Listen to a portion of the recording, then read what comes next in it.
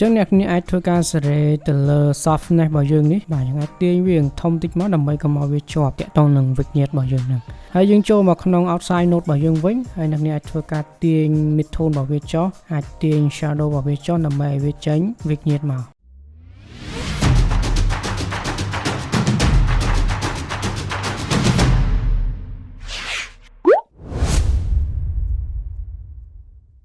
បាទសួស្តីអ្នកទាំងអស់គ្នាថ្ងៃនេះខ្ញុំចង់បង្ហាញអ្នកអំពី workflow នៅក្នុងការធ្វើទៅលើ color grading របស់យើងអញ្ចឹងការធ្វើទៅលើ color grading ដើម្បីឲ្យកាន់តែស៊ីជម្រៅ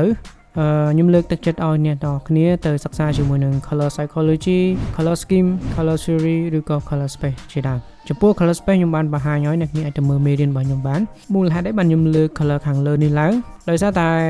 color ជាផ្នែកមួយនៃមូលដ្ឋានគ្រឹះនៅក្នុងការ design ថតរូបគូគំនូរឬក៏ខ្សែភាពយន្តលក្ខណៈលក្ខពណ៌ពិតជាជួយបរិយាយពីអត្ថន័យនៃរូបភាពនីមួយៗដូចជាបំរាមគ្រោះថ្នាក់ការហាមឃាត់ឬក៏ពីអត្តចរិតឬក៏បុគ្គលិកលក្ខណៈរបស់តួអង្គយើងផងដែរអញ្ចឹងវាមិនមែនមានប្រយោជន៍សម្រាប់តែយើងជា colorist វាក៏មានប្រយោជន៍សម្រាប់យើងដែលជា graphic design ជា art design ជា UX UI design ដែរខ្ញុំលើកឧទាហរណ៍ងាយៗមួយអ្នកទាំងអស់គ្នាជា graphic design ហើយ design logo មួយតើអ្នកគ្នាគួរតែជ្រើសរើសពណ៌បែបណាកន្លែងហ្នឹងយើងមិនមែនចេះតែដាក់ពណ៌ដែលយើងចង់បានព្រោះអីពណ៌វាមាននិយមន័យវាមានអត្ថន័យរបស់វានៅក្នុងហ្នឹងតោះណាចឹងជាមូលហេតុដែលខ្ញុំលើកទឹកចិត្តអ្នកទាំងគ្នាឲ្យទៅសិក្សាអំពី color psychology color scheme color theory color space ហ្នឹងឯងអូខេអញ្ចឹងយើងចូលមកមានរបស់យើងវិញហើយយើងចាប់ផ្ដើមបើកជាមួយនឹង DaVinci ហើយចំពោះ footage ខ្ញុំលើកទឹកចិត្តអ្នកទាំងគ្នាតាក់ទងនឹងការធ្វើ color grading យើងអាចប្រើចាប់ពី10 bit ឡើងល្អណាព្រោះអីបើសិនជាយើងប្រើ8 bit នៅក្នុងមួយ channel វាមានតែ256ពណ៌ទេនៅក្នុងហ្នឹងអញ្ចឹងសរុបមកវា16លានពណ៌ជាងប៉ុន្តែចំពោះ10 bit នៅក្នុងមួយ channel វាបង្ហាញបាន1000ពណ៌អញ្ចឹងយើងសរុបមកបាន10,000លានពណ៌ជាងនៅក្នុង10 bit ហ្នឹងអញ្ចឹងវាល្អមែនតើសម្រាប់ដែលយើងធ្វើ color grade ពេលដែលយើងទាញពណ៌ណាមួយវាអត់បែក color របស់យើងទេប៉ុន្តែសម្រាប់8 bit វានឹងជួបបញ្ហាបែកពណ៌នឹងឡើងមកហើយឥឡូវយើងមកមើល footage របស់យើងនេះគឺ8 bit ទេដោយសារខ្ញុំ download តមកពីគេអញ្ចឹងណាហើយខ្ញុំនឹងបង្ហាញអំពីគុណវិបត្តិរបស់8 bit នឹងនៅពេលដែលយើងកែពណ៌តើវាមានបញ្ហាអីកើតឡើងតោះឥឡូវយើងចាប់ផ្ដើមទាំងអស់គ្នាអញ្ចឹងអ្នកគ្នាចូលមកក្នុង color page របស់យើងហើយខ្ញុំ ls បាទដើម្បីបង្កើត node ថ្មីឬគ្នានៅម៉ៅស្ដាំយកពាក្យថា add node នេះអញ្ចឹងខ្ញុំចង់បង្កើត serial node ខ្ញុំចុច ls ឬគ្នាចុច option នៅក្នុង map អញ្ចឹងខ្ញុំបង្កើត3ខ្ញុំចុច ls មកអ្នកគ្នាអាចធ្វើការ rename វាបានម៉ៅស្ដាំ select លើវាម៉ៅស្ដាំ node label ហើយខ្ញុំបានកែ shortcut វាឲ្យដល់ខ្ញុំដាក់ ASCII អញ្ចឹងខ្ញុំគ្រាន់តែចុច ASCII មកខ្ញុំដាក់ NOS សម្រាប់ node reduction ខ្ញុំដាក់ WB សម្រាប់ white balance ហើយអានេះសម្រាប់ color space transform CTA អញ្ចឹងវិធីនៅក្នុងការធ្វើ color grading យើងត្រូវធ្វើ color correction សិនមែនទេអញ្ចឹងការធ្វើ color correction ខ្ញុំបានបង្ហាញហើយមានពីររបៀបទី1គឺយើងអាចធ្វើទី2គឺយើងអាចប្រើ color management ដើម្បីប្រើប្រាស់ color space transform របស់យើងអញ្ចឹងថ្ងៃនេះខ្ញុំនឹងលើកយក color space មកបង្ហាញអ្នកនរគ្នាម្ដងទៀតអញ្ចឹងខ្ញុំឈរនៅលើ CTS ហើយខ្ញុំចូល effect ហើយខ្ញុំយកពាក្យថា color space transform ខ្ញុំ drag វាដាក់នៅលើ node របស់ខ្ញុំបន្តមកទៀតអ្នកគ្នាត្រូវតែបញ្ជាក់នៅក្នុង color management របស់យើងសិននៅក្នុង color management នេះបាទឥឡូវយើង output ទៅគេ rec 709ទៅលើ color space របស់យើងเนาะបាទអញ្ចឹងខ្ញុំចូលមក input បាទ input ដោយសារ footage នេះយើងថតចេញពី area Alexa ចេញខ្ញុំយក area Alexa ហើយ input gamma នេះយើងថតចេញពី area log C អញ្ចឹងខ្ញុំដាក់ area log C អញ្ចឹងយើងឃើញថា footage របស់យើងបានធ្វើការ transform ទៅកាន់ color space rec 709ហើយទោះបីជាយើងអត់ធ្វើការ output color space នៅកន្លែងនេះក៏ដោយមូលហេតុអីដោយសារតែយើងបានធ្វើការ set នៅកន្លែង color management នេះហើយ output color space គឺយើងបានដាក់ rec 709អញ្ចឹងខ្ញុំ cancel មកវិញបន្តមកទៀតអ្នកនាងកន្លែងនេះដាក់ក៏បានអត់ក៏បានណាដោយសារយើងបាន setting color management ហើយឥឡូវខ្ញុំដាក់វា rec 709បន្តមកទៀត output gamma ខ្ញុំនឹងដាក់វាទៅ gamma 22ដោយសារខ្ញុំចង់ឲ្យវាភ្លឺតិចដើម្បីខ្ញុំងាយស្រួល control ទៅលើ exposure នៅក្នុងនោះ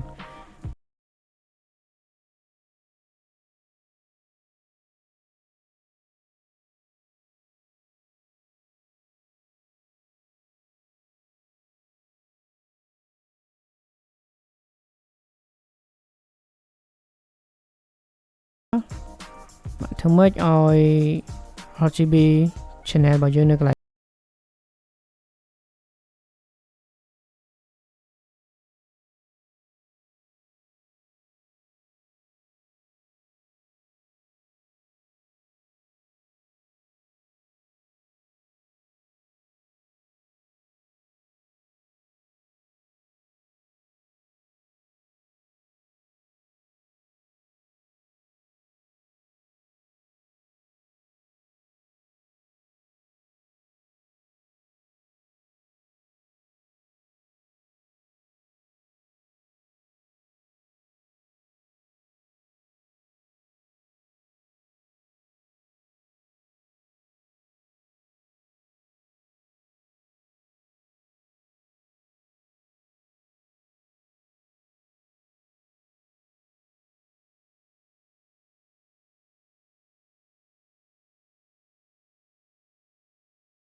បន្តមកទៀតកន្លែងនេះតាក់ទងទៅនឹង saturation ខ្ញុំអាចដាក់ថា est ចឹងខ្ញុំចង់តម្លើង saturation នៅលើ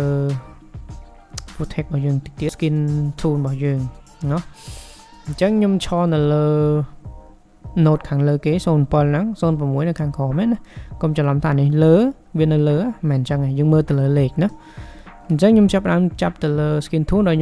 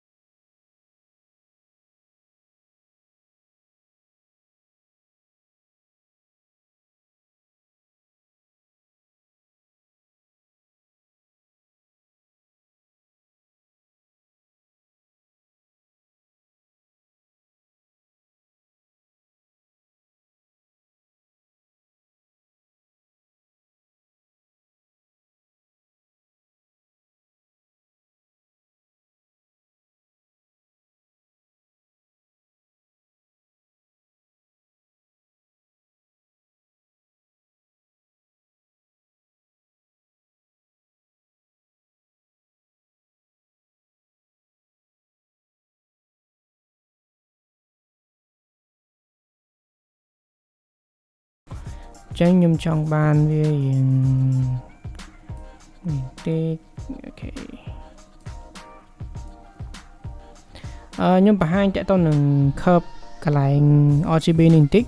ញ្ចឹងនេះត្រូវតែចាំនៅកន្លែងហ្នឹងគឺវាស្រដៀងទៅនឹង color wheel របស់យើងដែរអ្នកត្រូវចាំថា red opposite ជាមួយនឹង cyan green opposite ជាមួយនឹង magenta blue opposite ជាមួយនឹង yellow អញ្ចឹងនៅពេលដែលអ្នកយល់ពីអ្វីទាំងអស់ហ្នឹងគឺយើងអាចធ្វើទៅលើ color grade នេះបានហើយខ្ញុំអត់ចង់បញ្យល់ឡើយនេះខ្ញុំគិតថាអ្នកចេះហើយចំពោះ curve នេះនៅម្ដុំនេះយើងហៅថា highlight ម្ដុំនេះយើងហៅថា shadow ហើយម្ដុំនេះយើងហៅថា mid tone ហើយម្ដុំនេះយើងហៅថា white ហើយចូលមកដល់ក្រោមនេះយើងហៅថា black តោះណាអូខេអញ្ចឹងខ្ញុំចាប់ផ្ដើមទាញ mood color របស់ខ្ញុំដែលខ្ញុំចង់បានអញ្ចឹងអ្នកគ្នាក៏ដូចគ្នាដែរអ្នកគ្នាអាចធ្វើទៅតាម mood ដែលអ្នកគ្នាចង់បានអូខេបាទបន្តមកទៀតខ្ញុំធ្វើការ S ហើយខ្ញុំនឹងធ្វើការសេរីជាមួយនឹង lecture របស់យើងនេះបាទអញ្ចឹងខ្ញុំអាចឲ្យខ្ញុំចូលមកក្នុង curve របស់យើងដដែលប៉ុន្តែខ្ញុំឈរនៅលើ hue and hue អញ្ចឹងខ្ញុំបានបញ្យល់ហើយធួទាំងអស់ហ្នឹងអ្នក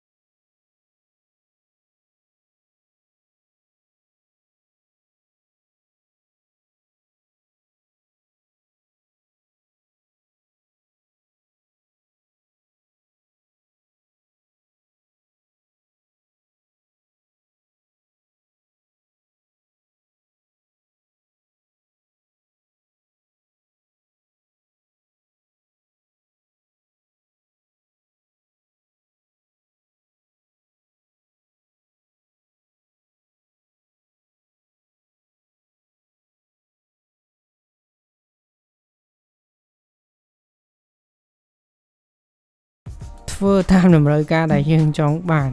ខ្ញុំបានអាចនិយាយបានថាអ្នកគ្នាត្រូវតែធ្វើតាម work ខ្ញុំគិតថាវានឹងអាចជួយអ្នកគ្នាបានច្រើន